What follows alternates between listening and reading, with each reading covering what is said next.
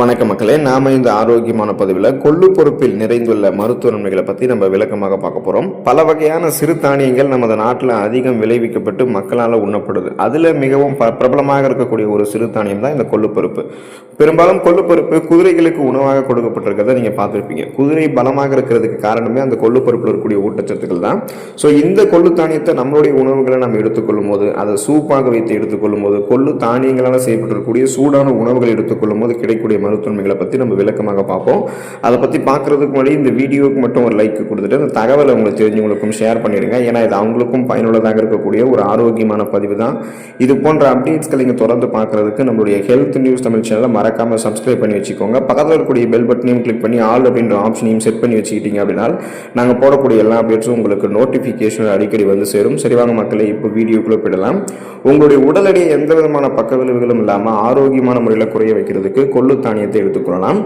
உடல் எடையை குறைக்கிறதுல மிக சிறந்த இயற்கை உணவுகளில் ஒன்றாக கொள்ளு பயிர் இருக்கு. நமது நாட்டில் பண்டைய காலத்திலிருந்தே உடல் எடையை குறைக்கிறதுக்கான உணவாக கொள்ளு தானியம் பல பேருக்கு பரிந்துரைக்கப்பட்டிருக்கு.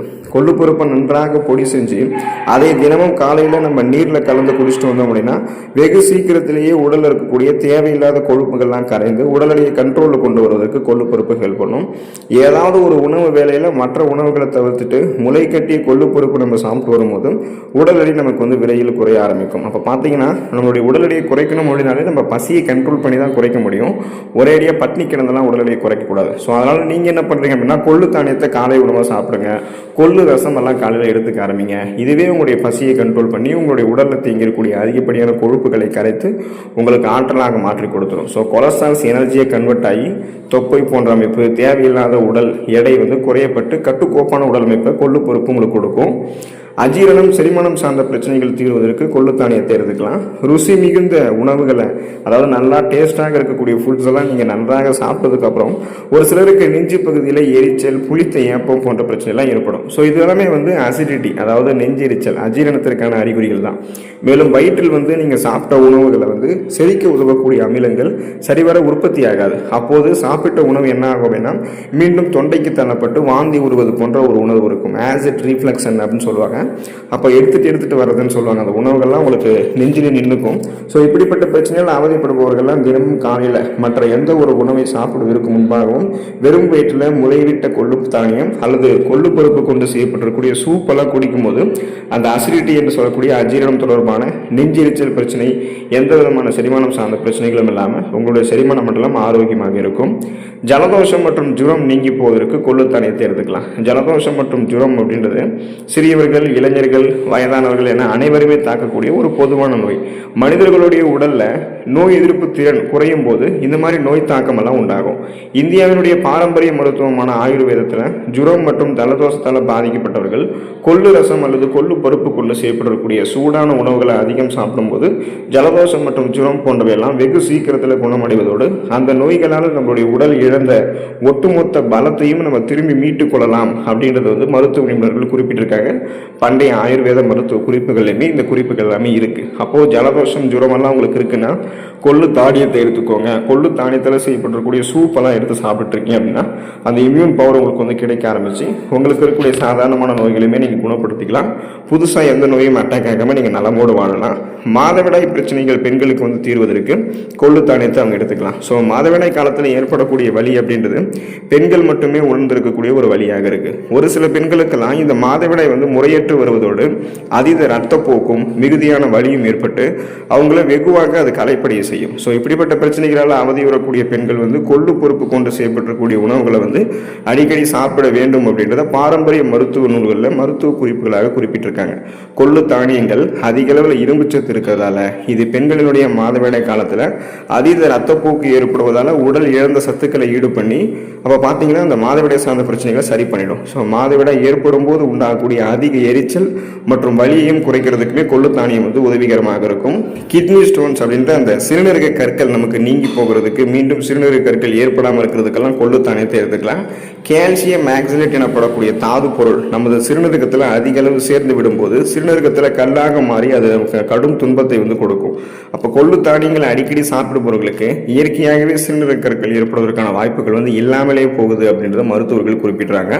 கொள்ளு தானியங்களில் இரும்பு சத்து மற்றும் ஃபேலிஃபினால் வேதிப்பொருட்கள் அதிகம் இருக்கு. ஸோ இது ரெண்டுமே சிறுநீரக கற்களை கரைக்கிறதுக்கு பெருமளவு உதவி புரியும். எனவே நீங்கள் தினமும் இரவில் சிறிதளவு கொள்ளு தானியங்களை ஒரு கிண்ண நீரில் ஊற வச்சுட்டு மறுநாள் அந்த கொள்ளு பருப்பு வந்து நீங்கள் வெறும் வயிற்றில் வந்து பச்சையாக சாப்பிட்டு வரும்போது சிறுநீரக கற்கள் ஏற்பட்டு அவதிப்படுபவர்கள் இந்த மாதிரியான முறைகளில் கொள்ளு தானியத்தை கொள்ளு பருப்பால் செய்யப்பட்டிருக்கக்கூடிய சூப்பெல்லாம் எடுத்துக்கொள்ளும் போது சிறுநீரக கற்கள் வந்து வெகு வேகமாக கரையிறதுக்கு கொள்ளு தானியம் உதவிகரமாக இருக்கும். ஆகையால் அந்த கிட்னி ஸ்டோன்ஸ் வந்து நீங்கள் உருவாகாமல் தடுத்து கொள்ளலாம். ஸோ உங்களுக்கு வந்து அந்த கிட்னி ஸ்டோன்ஸ் உருவாகியிருந்தது அப்படின்னா அதை கரைத்தும் வெளியேற்றிக் கொள்வதற்கு கொள்ளு தானியம் ஹெல்ப் பண்ணும். மலச்சிக்கல் தீர்வதற்கு கொள்ளு தானியத்தை எடுத்துக்கலாம். காலையில் எழுந்ததும் கழிவறையில் பலரும் வந்து மலம் கழிக்கிறதுக்கு பாடுபடுவாங்க. இது பொதுவாக மலச்சிக்கல் பிரச்சனையினுடைய அறிகுறி தான். மனிதர்களினுடைய உடலில் அந்த வயிறு மற்றும் குடல்கள் வந்து ஒரே நேர்கோட்டில் இல்லாத போது மலமாக மாறி இருக்கக்கூடிய திடக்கழிவுகளை வெளியேற்றுவதற்கு ஆசனவாய் குடல் வந்து சுருங்கி விரிவதற்கு சிரமப்படும். இதை தான் மலச்சிக்கல் அப்படின்றது வந்து குறிப்பிடுவாங்க. கொள்ளு தானியங்கள்ல ஃபைபர் என்று சொல்லக்கூடிய நார் சத்து அதிகம் இருக்கு, நீர் சத்தும் இருக்கு. அப்ப பாத்தீங்கன்னா தினமும் காலையில சிறிதளவு முளை கட்டிய கொள்ளு தானியங்களை சாப்பிட்டு வருபவர்களுக்கு எப்படிப்பட்ட மலச்சிக்கல் பிரச்சனையும் விரைவில் நீங்கும். கொள்ளு ரசம், அதாவது கொள்ளு சூப் வந்து நீங்க வச்சு சாப்பிட்டீங்க அப்படின்னா அதன் மூலமாக கிடைக்கக்கூடிய நீர் சத்தும் நார் சத்தும் உங்களுடைய வயிற்றில் தங்கியிருக்கக்கூடிய அந்த மலத்தை இறுகி போயிருக்கக்கூடிய மலத்தை வந்து இலக்கி உங்களுக்கு எளிமையாகவே மலச்சிக்கல் பிரச்சனை உங்களை விடுபட வைக்கும். கொலஸ்ட்ரால் நீங்கி போவதற்கு கொள்ளு தானியத்தை எடுத்துக்கலாம்.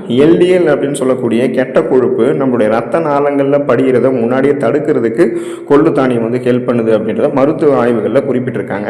ஸோ ஊற வைக்கப்பட்டிருக்கக்கூடிய கொள்ளு தானியங்களை தினந்தோறும் 2 வேளை, அதாவது காலை இரவு அல்லது காலை மாலை வேலைகளை சாப்பிடும்போது நம்மளுடைய ரத்த நாளங்களில் படிந்திருக்கக்கூடிய LDL அப்படின்னு சொல்லக்கூடிய அந்த கெட்ட கொழுப்புகள் படிகிறதுக்கு முன்னாடி கொள்ளு தானியங்கள் இருக்கக்கூடிய லிபிட் அப்படின்ற அந்த குறைந்த அளவு கொழுப்பு சத்தால முழுவதுமாக வெளியேற்றப்பட்டுவிடும் அப்படின்றத குறிப்பிட்டாங்க. இதன் மூலமாக ரத்த நாளங்களில் படிந்திருக்கக்கூடிய கொழுப்புகளையும் அகற்றிக் கொள்ளலாம்.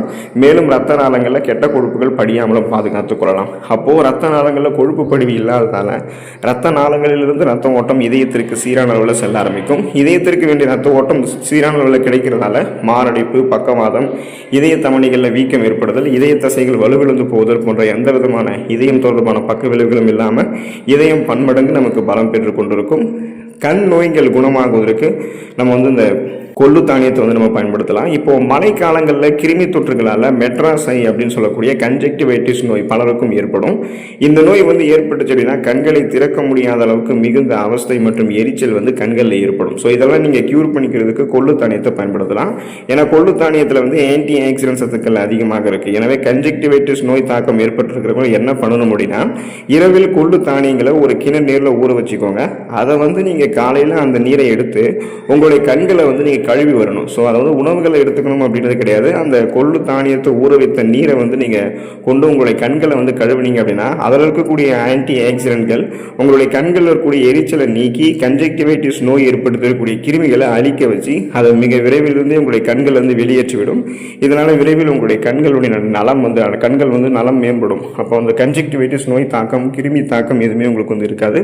அதிலிருந்து நீங்கள் விடுபட்டு விடலாம். ஸோ இந்த அளவுக்கு நீங்கள் நிறைய மருத்துவமைகளை பெறணும் அப்படின்னா தொடர்ந்து கொள்ளு தானியத்தை எடுத்துக்கோங்க. கொள்ளு பருப்பு வந்து உணவுகள்லையும் சேர்த்து எடுத்துக்கோங்க. சூடான உணவாக எடுத்துக்கோங்க. கொள்ளு ரசமெல்லாம் அடிக்கடி வச்சு சாப்பிடுங்க. ஸோ இதெல்லாமே மருத்துவமைகளை கொடுத்து ஊட்டச்சத்துக்களை கொடுத்து ஆரோக்கியமாக உங்களை பாதுகாத்துக் கொள்ளும். அடுத்த ஆரோக்கியமான பதிவில் மறக்காமல் சந்திப்போம். நன்றி மக்களே.